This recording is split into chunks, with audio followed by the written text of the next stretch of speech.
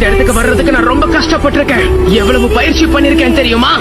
பலசாலி ஆகணுங்கிற ஒரே குறிக்கோளோட தனியா இருந்து பயிற்சி எடுத்திருக்கேன். என் கனவு நினைவாகணும். அப்படி நடக்கிற வரைக்கும் முயற்சியை கைவிட மாட்டேன். யாருடைய தயவுலையும் வாழ்றது எனக்கு பிடிக்காது.